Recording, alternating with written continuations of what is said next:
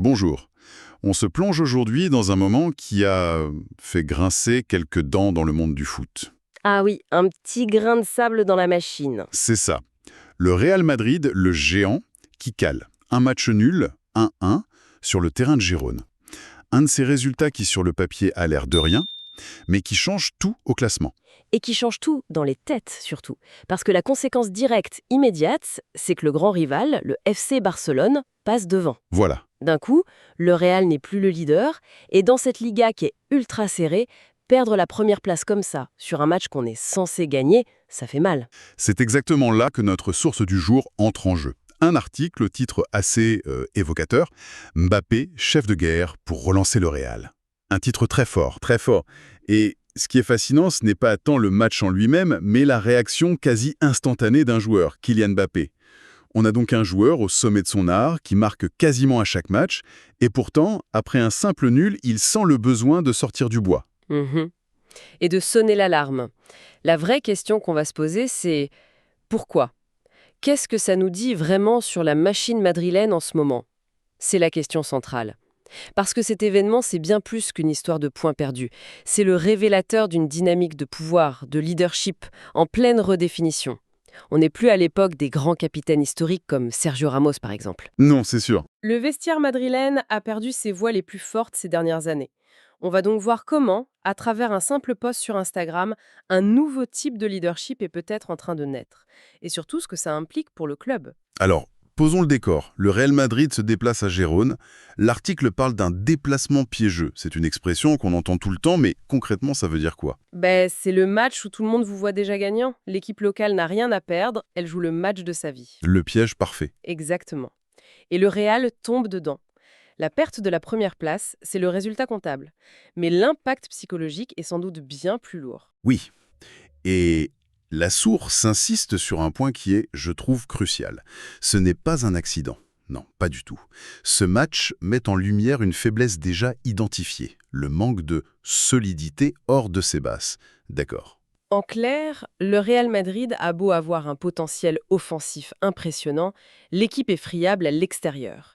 Elle manque de constance, de cette rigueur défensive qui permet de gagner même quand on joue mal. Donc ce match nul, c'est pas l'étincelle qui met le feu. Non, c'est plutôt la fumée qui signale un incendie qui couvait déjà. C'est ce symptôme d'une fragilité qui est récurrente, et c'est ça qui rend la suite si intéressante. Justement, la suite, elle arrive très très vite. Quelques instants après le match, Kylian Mbappé publie un message sur Instagram, je le lis. Ce n'est pas le résultat que nous voulions ce soir, mais la Liga continue et elle est très longue. Nous devons changer la dynamique et montrer qui nous sommes en tant qu'équipe. Alors ma première réaction, c'est de me dire, d'accord, mais est-ce qu'on surinterprète pas un simple post Instagram? Des centaines de joueurs font ça chaque week-end. Qu'est-ce qui rend celui-ci si différent au point que la source en fasse un article entier et le qualifie de message fort? C'est une excellente question parce que c'est là que toute l'analyse se joue. Ce qui rend ce message différent, ce n'est pas tant le contenu, qui reste assez classique, on est d'accord, Oui, c'est vrai. c'est le contexte. Et il y a 3 éléments clés. Premièrement, le timing. Il ne le publie pas le lendemain, mais quasi immédiatement. Il n'attend pas la conférence de presse de l'entraîneur, il n'attend pas la réaction du club, il prend la parole à chaud. Ce qui lui donne un poids énorme. Énorme. Il court-circuite, en quelque sorte, la communication officielle pour imposer sa vision des choses. Il prend le contrôle du narratif, en fait. Précisément. Deuxièmement, le vide. Comme on l'a dit, le Real a perdu ses grands leaders vocaux, ses aboyeurs, Voilà. qui aujourd'hui a cette légitimité pour secouer le vestiaire publiquement.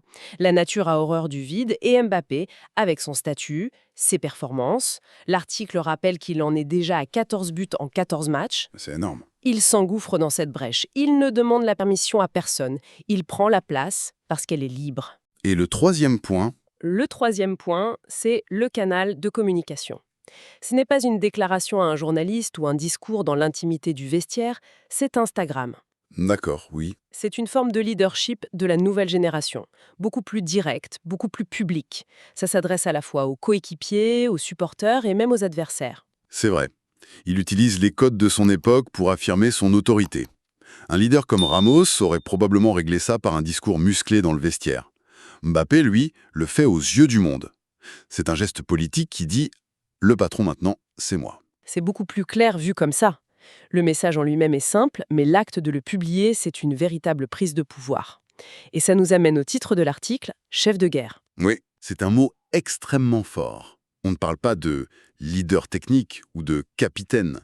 Un chef de guerre, c'est celui qui mène au combat quand la situation est critique.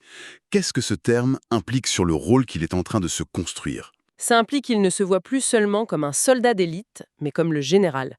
Son rôle, ce n'est plus seulement d'exécuter, mais c'est de définir la stratégie mentale de l'équipe. Vestiaire. Cette prise de parole, c'est la manifestation publique de ce statut. Il sonne la révolte. Il fixe le cap. Le cœur de son message, c'est « Nous devons changer la dynamique ». Le nous. Le nous est inclusif, il se met au cœur de la solution. Mais c'est aussi un ordre de marche. Il dit à ses coéquipiers « La récréation est finie, suivez-moi ». Et cette nécessité de réagir, ce n'est pas juste pour l'ego, c'est parce que, comme le souligne la source, la marge d'erreur se réduit. L'environnement compétitif est devenu impitoyable. Absolument. La domination outrageuse du Real et du Barça sur la Liga, c'est un peu terminé. C'est plus comme avant. Non. Ils ne peuvent plus se permettre de perdre des points en voûte en se disant qu'ils les rattraperont plus tard. Chaque match compte. La source mentionne un Barça renaissant et un Atlético toujours menaçant. La pression est constante. Justement, pour que ce soit concret pour les gens qui nous écoutent, quand l'article parle d'un Barça renaissant, ça veut dire quoi sur le terrain? En quoi leur style de jeu cette saison met une pression différente sur le Real? Le Barça de cette saison, tel que décrit dans le contexte, ce n'est peut-être pas l'équipe la plus flamboyante de l'histoire, mais c'est une machine à gagner. Une équipe très pragmatique, solide défensivement, qui sait remporter des matchs 1-0. Ils ne lâchent rien. Il ne vous laisse aucun répit. Si le Real perd 2 points contre Girone, le Barça, lui, va probablement gagner son match difficile à l'extérieur. C'est une pression par la constance. Et l'Atlético, c'est encore autre chose. L'Atlético, c'est l'adversaire qu'on déteste jouer. Physique, tactique, qui ne lâche jamais rien. La présence de ces deux rivaux, ça signifie que le titre ne se jouera pas à celui qui a le plus de talent offensif, mais à celui qui sera le plus régulier. Ce qui nous ramène à cette fameuse faiblesse du Real à l'extérieur. Perdre des points contre des équipes comme Gérone, ce n'est plus une anecdote. Non, c'est plus possible. C'est potentiellement ce qui coûte le titre à la fin. C'est exactement ça. Et c'est là que le message de Mbappé prend tout son sens. Son appel à changer la dynamique est en fait un appel à la régularité. Il a compris que pour être champion dans cette Liga, il ne suffit plus d'être brillant par intermittence ou de gagner les grands chocs. Il faut être là tout le temps. Il faut être impitoyable chaque week-end. Il demande à son équipe d'adopter une mentalité de champion, pas seulement lors des soirées de Ligue des Champions, mais aussi un samedi après-midi pluvieux sur un terrain difficile. C'est cette exigence absolue qu'il tente d'insuffler. Le talent, ils l'ont. Oui, le talent ne suffit plus. Ce qui leur manque, c'est cette constance. Si on récapitule, c'est fascinant de voir comment un événement en apparence mineur, un match nul, a servi de catalyseur. Il a exposé une faiblesse structurelle du Real. Ce manque de solidité. Et cette faiblesse a en retour obligé une nouvelle figure à s'affirmer. On assiste en direct à la transformation de Mbappé. Il passe du statut de superstar offensive à celui de leader mental et vocal du groupe. C'est un véritable basculement. Il ne se contente plus de porter l'équipe par ses buts, il essaye maintenant de la porter par sa mentalité. Il façonne l'état d'esprit du collectif pour que la victoire ne soit plus un objectif, mais une norme. C'est ce qui différencie les grands joueurs des légendes, des vrais patrons. Et l'article, très justement, nous laisse sur cette interrogation. Ce coup d'arrêt à Gérone, était-ce un simple accroc ou au contraire le début d'une période plus compliquée? Tout à fait. La réponse à cette question va définir toute la saison du Real. Et la prise de parole de Mbappé est une tentative de forcer le destin, de s'assurer que ce ne soit qu'un simple accroc. Il essaye d'étouffer le doute dans l'œuf avant qu'il ne puisse grandir et gangréner le vestiaire. L'intention est claire. Maintenant, reste à voir si les actes suivront. Reste à savoir si les actes suivront les paroles, exactement. Ce qui nous amène à une dernière réflexion, un peu plus large. La source nous présente le leadership de Mbappé comme une réponse, une solution à un problème ponctuel.